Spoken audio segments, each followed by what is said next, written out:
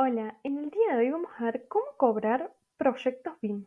¿Qué tenemos que tener en cuenta para realizar nuestros presupuestos? Para eso vamos a repasar qué es BIM. Es una metodología de trabajo colaborativa e interdisciplinaria.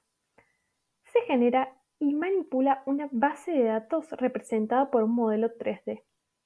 Nos va a permitir crear, compartir y coordinar información detallada y precisa de un proyecto de construcción a lo largo de su ciclo de vida.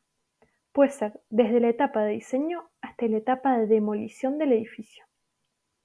La clave de esto es entender que estamos trabajando con información que va a generar una base de datos. ¿Por qué estamos usando BIM?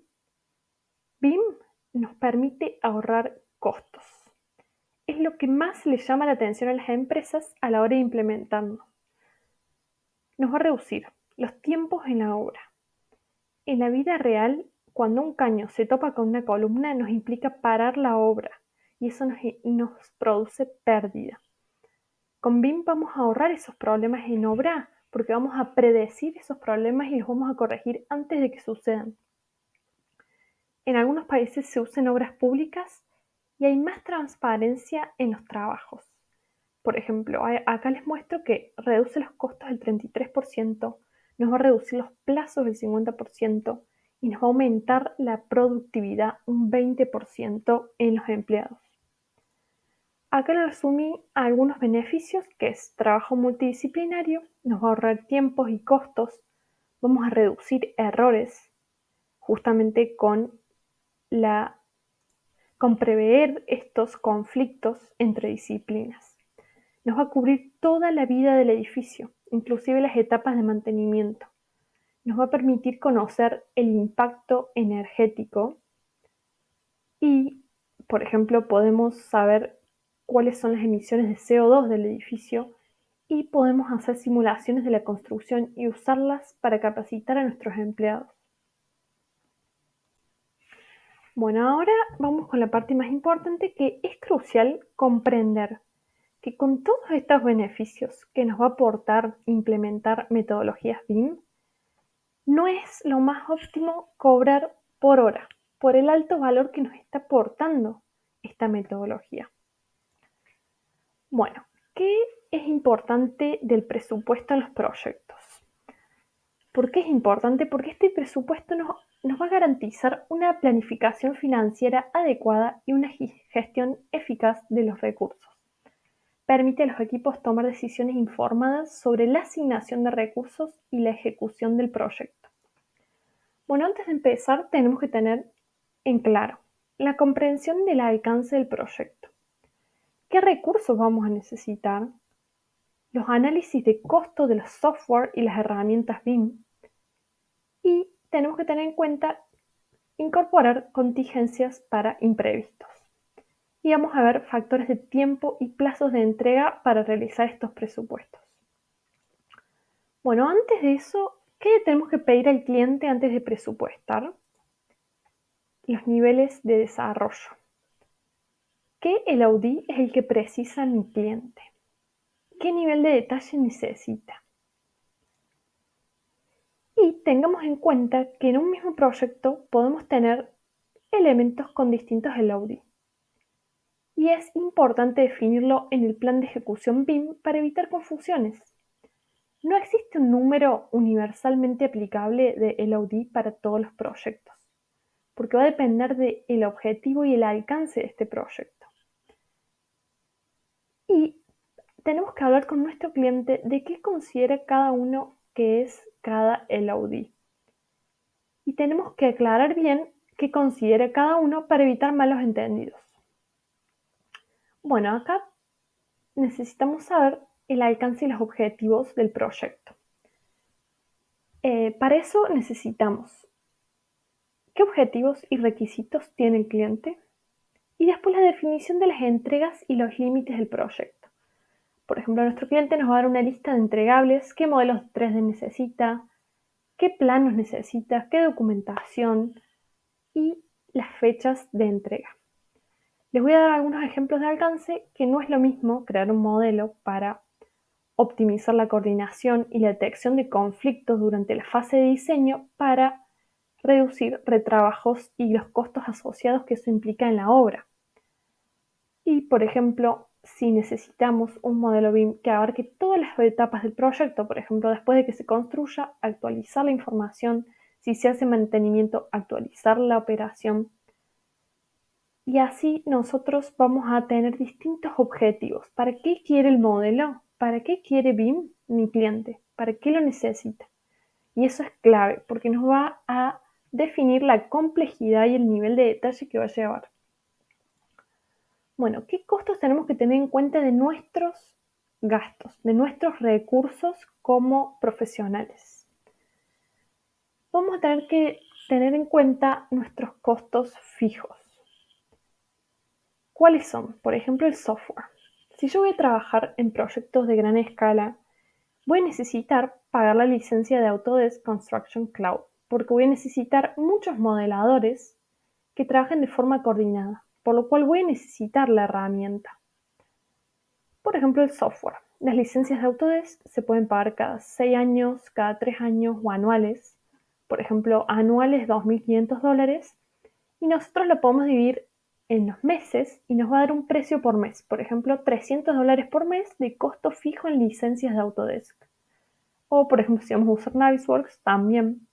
Si yo voy a usar alguna otra herramienta fuera de esa, por ejemplo, Notion o Slack, otro canal de comunicación, también lo tengo que tener en cuenta. Todo lo que es software para comunicar y coordinar los equipos. Otro costo a tener en cuenta son los equipos. Por ejemplo, una buena computadora capaz nos salga $3.500 y suele durar entre 2 a 4 años. Entonces yo debería hacer, por ejemplo, $2.500 dividido 3 años y me va a dar un costo por mes. Por ejemplo, $50 por mes, yo necesito $100, supongamos, por mes para tener mi equipo. Entonces eso yo lo tengo que contemplar en mis costos fijos mensuales. Bueno, y después tenemos algunos otros gastos como el Wi-Fi, la electricidad. Y, por ejemplo, si vamos a alquilar una oficina, si tenemos un coworking para trabajar, ahí, por ejemplo, no tendríamos que pagar el Wi-Fi, solo pagamos la tarifa del coworking. O, por ejemplo, si nosotros vamos a contratar empleados que trabajen home office, nos estamos ahorrando ese costo. Bueno, después tenemos los costos variables. Por ejemplo, se nos rompe el cargador de la computadora. Tenemos que llevarlo al técnico que le haga una limpieza porque se está tildando, supongamos. Son algunas cosas que nos pueden ir pasando o no en nuestro proyecto, pero que nosotros las tenemos que tener en cuenta. O, por ejemplo, bueno, el mantenimiento de la PC no lo vamos a hacer todos los meses, sino que capaz la llevo al técnico una vez cada 6 meses. Y otro costo variable que podría ser la alimentación. Por ejemplo, si yo tengo una jornada de 8 horas, podría tener en cuenta el almuerzo, supongamos $10 para lo que es alimentación. O si tengo una jornada más corta de 4 horas, puedo considerar, supongamos, $5 para lo que es un desayuno, supongamos. Algo que también anote es capacitaciones a empleados. Eso también lo podemos tener en cuenta, que puede ser algo variable y eso va a ir dependiendo de la demanda. Si mi cliente necesita algo más específico y tengo que pagarle una capacitación a mis empleados o a mí mismo. Bueno, cálculo de la hora del especialista. Acá obviamente, si nosotros vamos a tomar un proyecto de poca escala, vamos a trabajar nosotros solos. Pero si es una escala mucho más grande, obviamente vamos a contratar a profesionales que nos ayuden y, por ejemplo, nosotros coordinar este equipo. Bueno, para calcular más o menos la hora del especialista, podemos preguntarle a un experto en el tema. Desde LinkedIn, ustedes pueden filtrar por profesión y pueden buscar y hablarle a profesionales y decirle, supongamos, tengo este hospital de tantos metros cuadrados, ¿cuánto me puede salir la hora del experto? Y así nosotros podemos buscar parámetros para comparar precios. Otro método que podemos usar, que se los voy a enseñar ahora, es el método de desglose de tareas, donde nosotros vamos a crear tareas generales y tareas particulares y asignarle un tiempo estimado. Y después, en base a nuestros datos de los proyectos que ya hayamos hecho, podemos sacar nuestro rendimiento y calcular cuántos metros cuadrados por hora estoy modelando. Y a todo esto, del tiempo que nos va a llevar, tenemos que estimar el 10% del total a reuniones con el cliente, videollamadas, etc.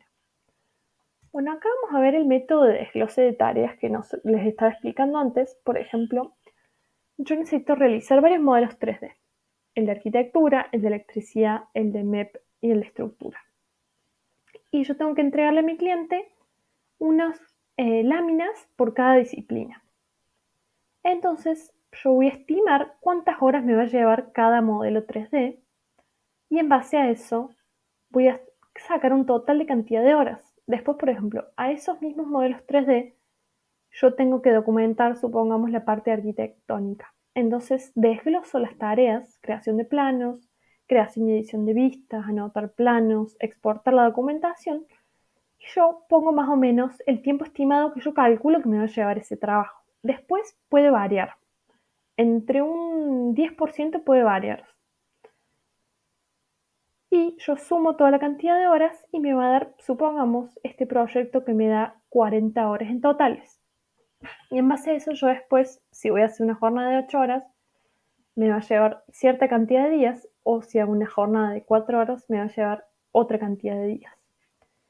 Y supongamos que mi cliente lo quiere de acá a un mes y este proyecto, supongamos, son 2 meses, nos da que lo haríamos nosotros solos. Agregamos a otra persona para reducir esa cantidad de tiempo final de entregables. Bueno, cálculo de la hora especialista.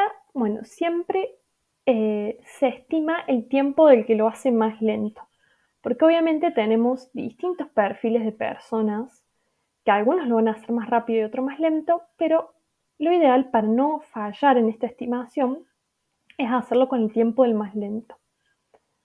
Y esto es importante, considerar 10% del tiempo total en reuniones con el cliente, videollamadas, mensajes.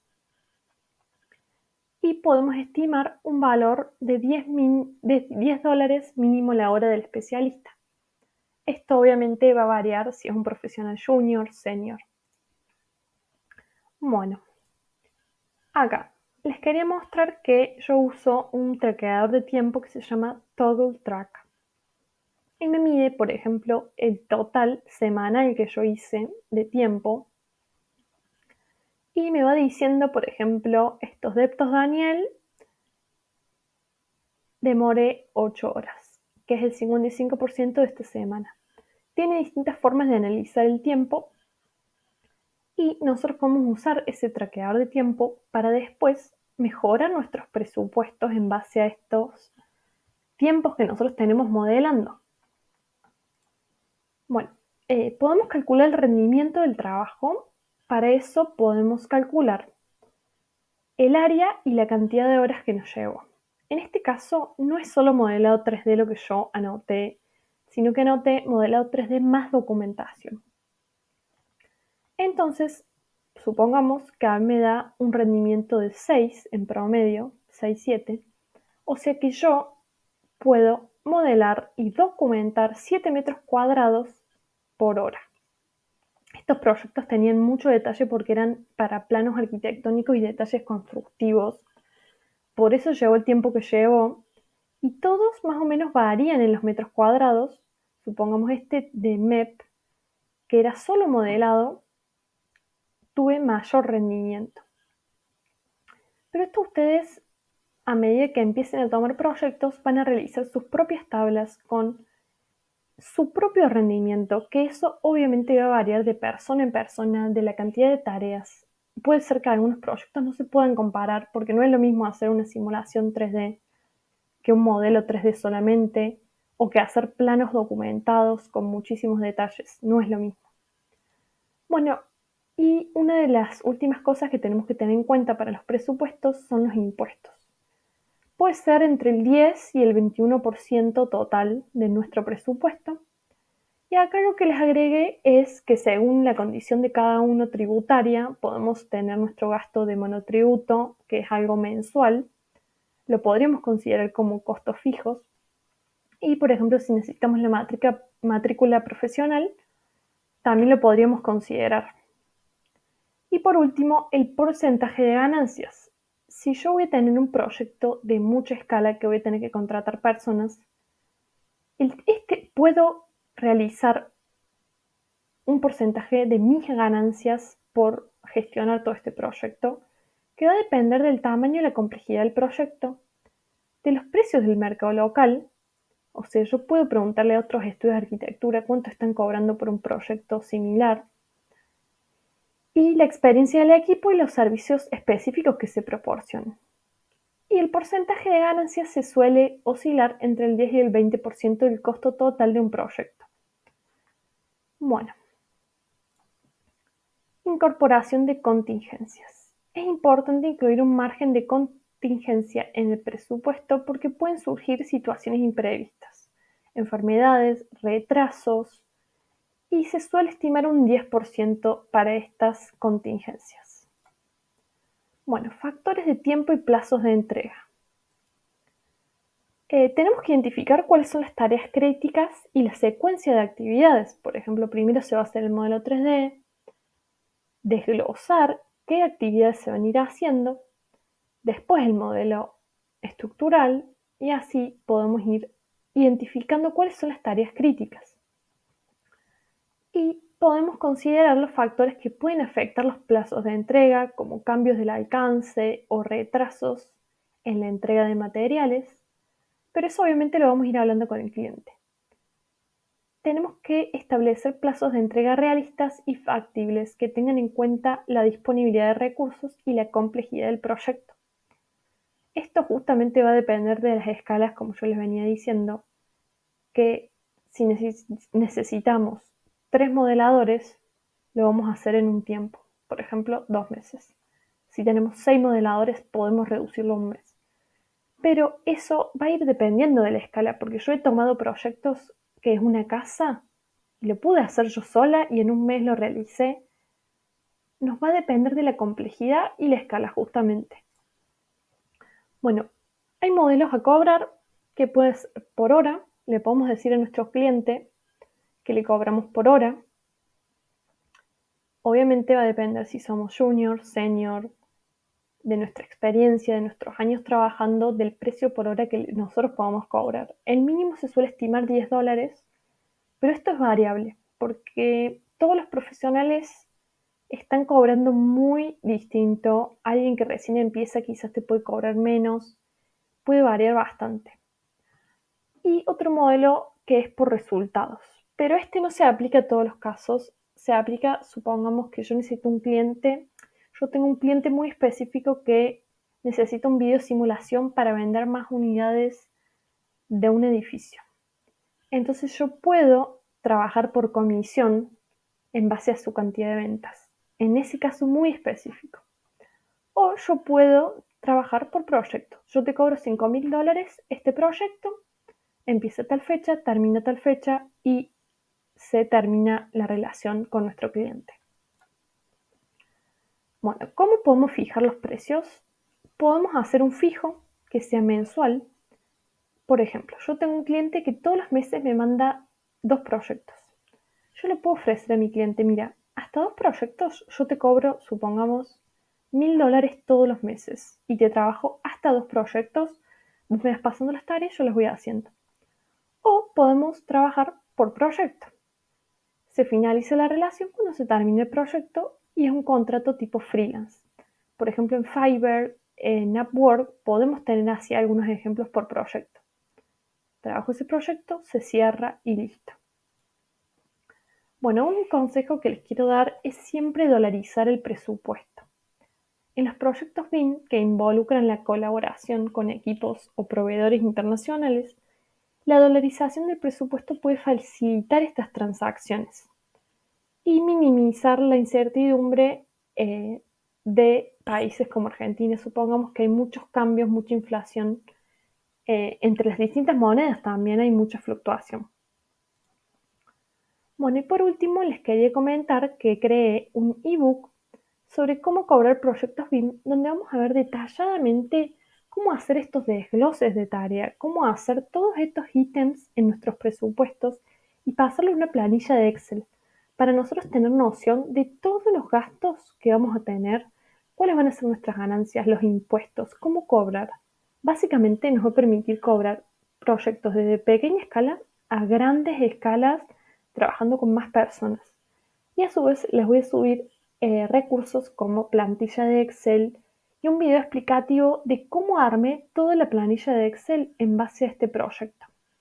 Y también les voy a subir algunos ejemplos para que ustedes puedan ver que existen distintos tipos de proyectos y distintos tipos de cotizaciones. Bueno, muchas gracias por llegar hasta acá. Nos vemos.